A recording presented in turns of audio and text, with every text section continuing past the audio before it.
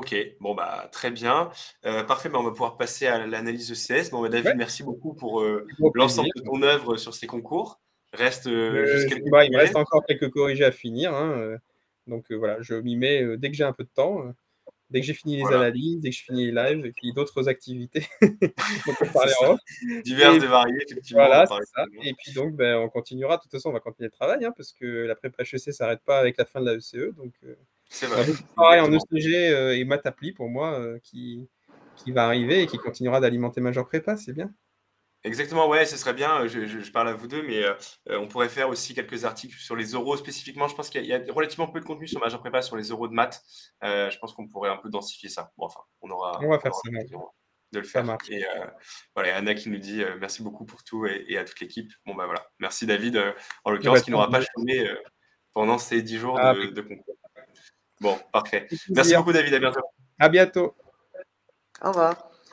Et on va du coup, pardon, passer au maths EDEC. Alors, c'est maths EDEC. Alors, là, en l'occurrence, j'attends de voir ce que tu vas nous dire, mais je vous invite à lire l'article de JS de tout à l'heure, enfin publié tout à l'heure, sur les maths EM Lyon qui ont été fortement inspirés des centrales 2009. Donc, c'est vrai que c'est marrant de se dire que les correcteurs vont un petit peu, enfin, non pas les correcteurs, mais les concepteurs vont un petit peu chercher dans les abysses des annales et même d'autres Mm. filières pour trouver leur inspiration.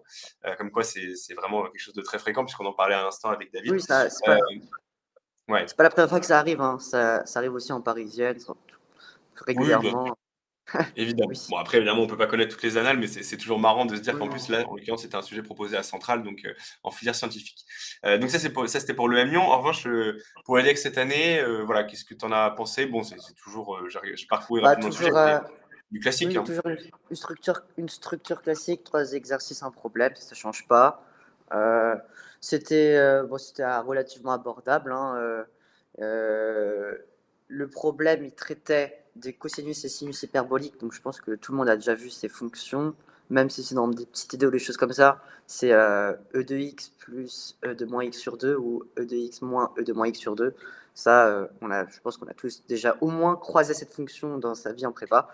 Ouais. Euh, donc, ça, c'était relativement très classique. Alors après, au niveau de la difficulté des exercices, personnellement, je trouvais que l'exercice 2 était un peu plus compliqué peut-être que les autres, mais c'était de Ouais, l'algèbre.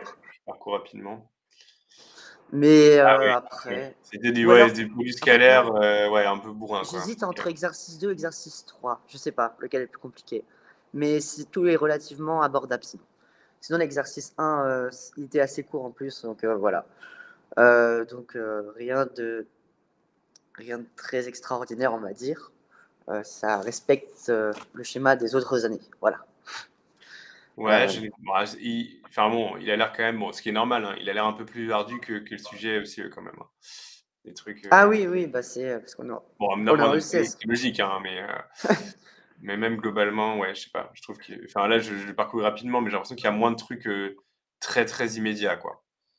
Euh, bon, Alors, euh, bon, pour l'exercice 1, attends, il faut que je prenne aussi le sujet sous les yeux pour que je le vois mieux. Voilà.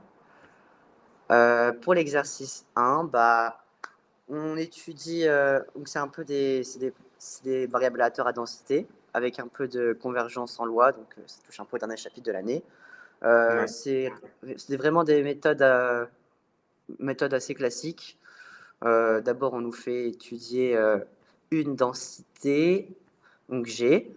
On veut montrer d'abord qu'elle est bien définie. Donc là, il faut être un peu enfin, faut un peu connaître son cours pour montrer qu'elle est bien définie. En fait, il faut montrer comme elle est définie comme un quotient hmm, lorsque x est plus petit que a. Il faut bien penser à montrer que f de a est différente de 0 en utilisant oui, les propriétés d'une fonction de répartition d'une variable aléatoire à densité. Donc c'est ça. là, il faut un peu connaître son cours.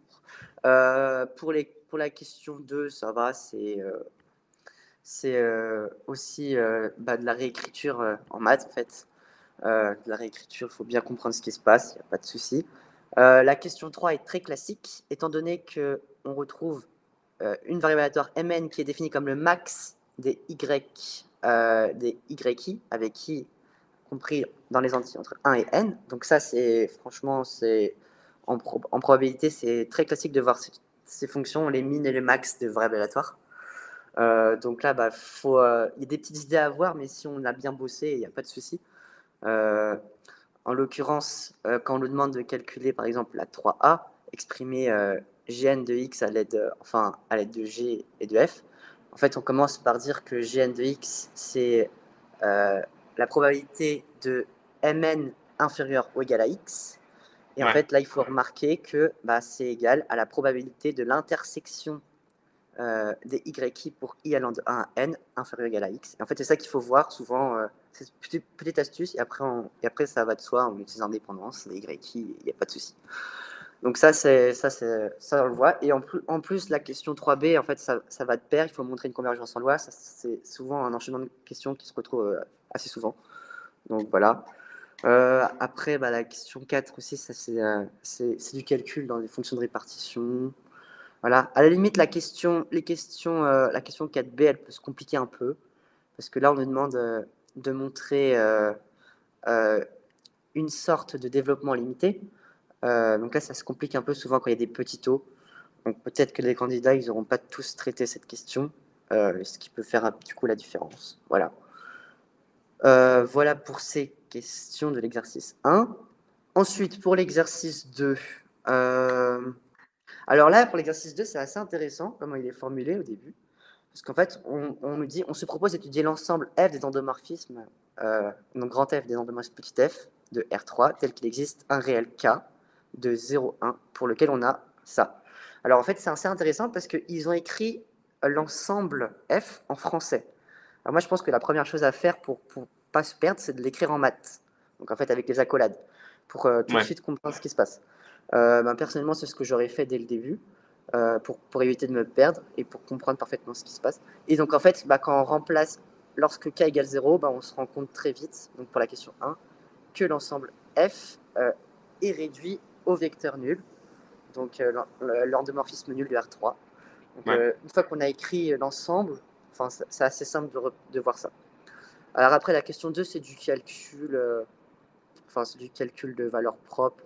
Il faut trouver un polynôme annulateur. Il faut trouver les valeurs propres. Je crois que c'est moins un tiers et un tiers. Là, voilà, c'est du calcul. Ouais, un peu relou, il y a un truc bon. Oui, voilà. Donc là, les candidats qui sont très à l'aise en calcul, ils pourront gagner du temps. Moi, je sais que le calcul, c'était un peu mon point faible, parce que j'étais un peu lent et je faisais beaucoup de fautes. Mais ça, c'est là, il y avait moyen de faire des fautes, quoi. Il y avait des moins, des plus, un coefficient devant. Oui, en fait, il faut vraiment prendre son temps. Il faut vraiment être soigneux, mais en même temps, il y a la pression de l'épreuve, donc il ne faut pas trop traîner non plus. Ouais. Ouais, donc voilà. Après, peut-être que la question 2D, elle peut un peu se compliquer. Là, c'est un peu plus technique. Et je pense notamment aussi à la question 3B. Donc, montrer que F n'est pas un espace vectoriel. Donc là, il faut essayer de trouver un contre-exemple. Et petit bonus, je pense, rédaction pour les gens qui vont raisonner par l'absurde. Parce qu'en fait, souvent, quand on veut montrer que quelque chose... n'est pas, il faut supposer que c'est le cas. Voilà. Je pense qu'il y a un petit bonus de rédaction quand on essaye de faire... en fait, on suppose que F est un espace vectoriel. Et après, on trouve un contre-exemple. Et donc, ça montre une absurdité. Donc, du coup, on conclut par F n'est pas un espace vectoriel. Je pense que ça, c'est une bonne façon de rédiger ce type de question. Voilà. Après, au niveau de la question 4A, peut-être que ça se complique un peu. Et sinon, la question peut-être 5B aussi, il faut montrer un si et seulement si, donc une double implication. Là, ça se complique un peu au niveau de l'implication réciproque, je crois. Mais sinon, voilà, après, c'est des calculs. La question 6 aussi, on repart sur un autre exemple, des calculs. Et là, il y a un petit script Scilab. Donc, pour ceux qui l'auront traité, c'est très cher payé, toujours. Donc, bien sûr, Scilab, n'oublie pas. D'ailleurs, c'était la toute dernière fois de votre vie, si vous allez faire des annales, ou même vous n'allez pas cuber, en fait, vous allez intégrer, donc voilà. Mais c'était le dernier script de Scilab, en fait, le tout dernier. Voilà. Je crois qu'il y en a un autre dans l'exercice. Ah oui, non, il y en a un petit peu plus tard, ouais. Ok, t'as raison. Oui, en tout cas, c'était le dernier sujet avec du Scilab, en tout cas. Ouais. Bah, par contre, pas forcément, parce que dans les oraux, il peut y aussi avoir des petits scripts Scilab. C'est vrai. Dans les oraux, Mais c'est ouais. pas un sujet à ouais, si, ouais, Mm. bon, OK. Bon, Ouais, je à saurais l'écrit, on va dire. Oui. c'est vrai, tu as raison, Elias. Alors, pour l'exercice 3, alors ça étudie une variable aléatoire qu'on repère assez facilement, enfin Mmh. qui se retrouve assez régulièrement dans les sujets.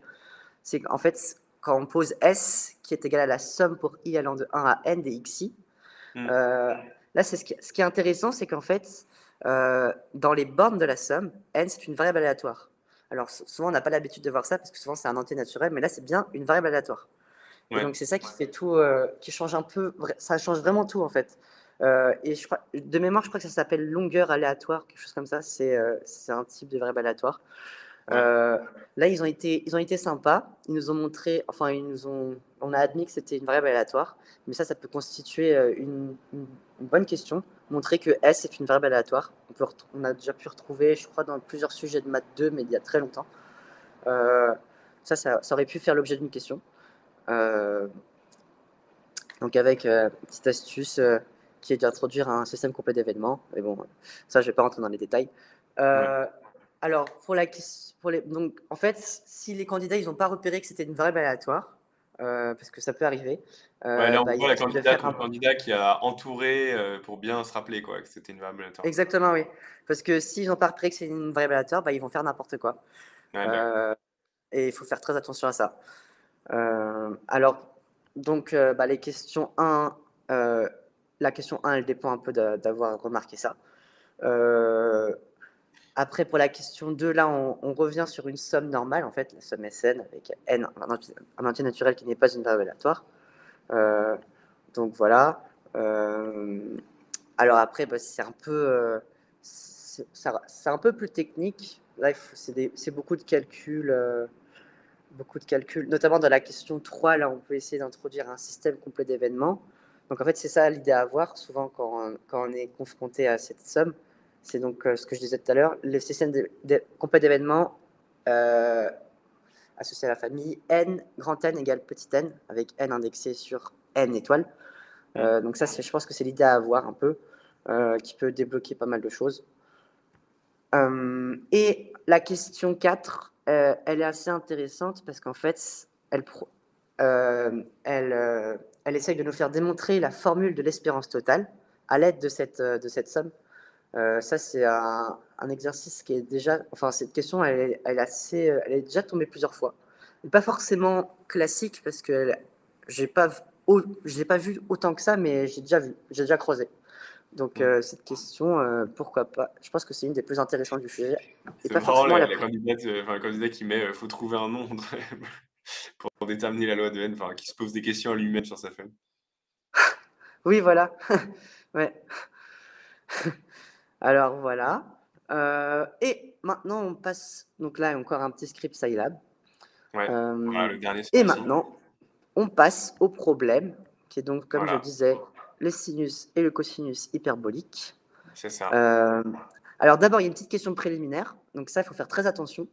Euh, En fait, on nous dit qu'on a une fonction f qui est équivalente à x aux voisines lorsque x tend vers 0 plus. Ouais, Et là, on nous dit de montrer que ln de f de x est équivalent à ln de x. Alors là, il ne faut surtout pas faire la faute. Il ne faut surtout pas composer par ln directement parce qu'on ne peut pas composer avec des équivalents. Donc là, ouais. c'était tout l'enjeu de la question, c'était de trouver une démonstration qui puisse permettre de faire ça. Euh, donc voilà, c'est assez intéressant cette question préliminaire. Je pense pas forcément évidente non plus. Voilà. Alors ensuite, pour la partie 1, bah, en fait, on commence par tout simplement une étude de fonction, comme on peut faire, j'ai envie de dire presque au lycée. Donc, Mais c'est pas au programme, ça, le connaître ses résultats? Non, c'est pas au programme, ça? c'est-à-dire cosinus et La sinus parité hyperbolique. du sinus hyperbolique, Ah non, non, non. En fait, ces deux fonctions ne sont pas au programme de oui, ECS. c'est ça, elles sont pas bon, en fait, tout le monde les voit, mais elles sont Oui, pas au programme, quoi. exactement. Mais elles sont au programme, je crois, de MP ou de PC, quelque chose comme ça. Ouais, je crois, oui. Donc voilà. Ouais. Oui, donc du coup, on touche un peu à leur programme, mais à notre échelle, en fait. Voilà. Alors, bah, en fait, là, par exemple, faut être un peu rigoureux dans ces questions, notamment pour la parité. c'est-à-dire montrer que, par exemple, que la fonction sinus hyperbolique, elle est impaire, je crois. Je crois qu'elle est, oui, je crois qu'elle est impaire, parce que j'ai pas encore fait cette question. Euh, je crois qu'elle est impaire, oui. En fait, ça suffit pas de montrer que pour tout x dans R, SH de moins x égale moins SH de x, donc montrer qu'elle est impaire. Il faut aussi ne pas oublier de dire que l'intervalle donc en question, donc là l'ensemble R, Ouais. il est centré en 0. Donc en fait, c'est parce que c'est dans la définition d'une fonction impaire, il y a toujours aussi une petite partie qu'on oublie, c'est-à-dire montrer que pour tout x dans R, moins x appartient à R. Ça, c'est évident. Mais beaucoup de candidats vont oublier de le préciser. Ouais, Et oui, ça, bien c'est sûr. aussi. Oui, parce que c'est trivial, enfin, Oui, c'est voilà. tellement trivial que. Ouais, Oui, mais ça, il ne faut pas oublier faut pas oublier de le préciser, quoi. ouais. Donc voilà. Après, bah, en fait, la question 2 et la question 3, c'est quasiment la même chose, sauf que on change de fonction. Mais comme elles sont pareilles, bah, c'est un peu, voilà. Si Voilà, on là, sait il y faire avait les vraiment deux, de on moyen sait de faire. gratter les points. Bon, enfin, Oui, enfin, ouais, il fallait aller vite et tout, mais bon, il y avait de quoi gratter les points, quoi. exactement, exactement. La question 4, c'est du calcul, hein. Le calcul, Ouais, faut pas se voilà, tromper. Ouais, ok. c'est ça. Alors, dans la partie 2, dans la question 5a, on introduit une troisième fonction qui est la tangente hyperbolique. Voilà, peut-être Ok. que moins de candidats l'auront vu. Euh, mais voilà, c'est toujours une étude de fonction. Ça se complique peut-être un petit peu, euh, notamment au niveau de quand on recherche les limites en 5D, ça peut être un peu plus compliqué. Sinon, 6A, c'est toujours du calcul classique. Et après, rien d'exceptionnel, on va dire. Et en partie 3, donc en fait, là, vraiment, le problème, il est vraiment très, très analyse, très, très esprit analyse. C'est de l'analyse pure et dure, en fait. Ouais, 100% analyse, hein. Dans la question 8A, bah, ça, c'est un encadrement d'intégrale. C'est des petites méthodes bah, qu'on apprend en cours, hein, sans problème. Et je crois même que cette méthode, la question 8, ça s'appelle la méthode des rectangles. C'est-à-dire, en fait, d'abord, on intègre enfin, on fait une intégration sur l'intervalle k plus 1, et après, on mhm, somme. Grâce à la relation de Chasles, bah, on trouve ce qu'on veut, et voilà. ouais, Euh, Alors ensuite, bah, après, ça se termine sur la question 9 et 10. Donc la question 9 et 10, pareil, là, c'est manipulation de série. Donc attention à ne pas faire n'importe quoi. Et comme ce que je disais hier, là, il faut utiliser le théorème de prolongement des inégalités. Donc il faut bien penser à, à dire que toutes les suites avant, elles convergent. Donc là, c'est toujours la même chose. Et enfin, bah, on termine par un petit script Scilab en question 10, qui un petit script Scilab qui en fait permet de calculer la valeur d'une somme. Donc ça, il n'y a pas plus classique en script Scilab. Voilà. ouais. Ouais, c'est ça. Oui, Voilà. donc il y en avait bien un dernier, en fait, finalement. Mais ouais, en fait, j'ai l'impression que limite, je sais pas ce que tu en penses, mais le problème, ça valait peut-être le coup de le faire en premier, parce que c'est pas difficile, mais ça donne un peu mal à la tête, quoi. Faut. Ah oui, bah moi Faut pas souvent, s'embrouiller. enfin, j'ai toujours fait le problème en premier parce Ouais. que je trouvais que c'était mieux comme ça, j'étais dessus. Enfin, Ouais, c'est souvent franchement. le truc un Ouais. peu le plus prise de tête, alors que les autres, c'est très, je déroule un peu ce que. Oui, Ah ouais, voilà, c'est voilà. Ouais. ouais, exactement. Ouais, tout à fait. Alors, dans les questions, qu'est-ce qu'on avait? Ouais, donc ouais, on nous dit bien que le sinus hyperbolique est impair. Bon, ce qui est plutôt logique. Hem, alors ouais, donc du coup, le prono pour le 20 sur 20, ouais, je sais pas, par rapport à d'habitude, tu trouves que c'est intrinsèquement plus dur, plus facile, plus long, plus court? Bah, honnêtement, je sais pas du tout parce que ça dépend du jury. Mais Ouais, si on a fait 3 exercices plus une partie du problème, je pense qu'on a 20. Bien sûr, quand je dis ça, c'est l'avoir fait la question parfaitement avec une rédaction très très bien. ouais, Ou alors si on a fait le problème plus 2 exercices, plus un tout petit peu d'exercice, le troisième exercice, je pense que aussi on a 20. Donc je sais ouais. pas.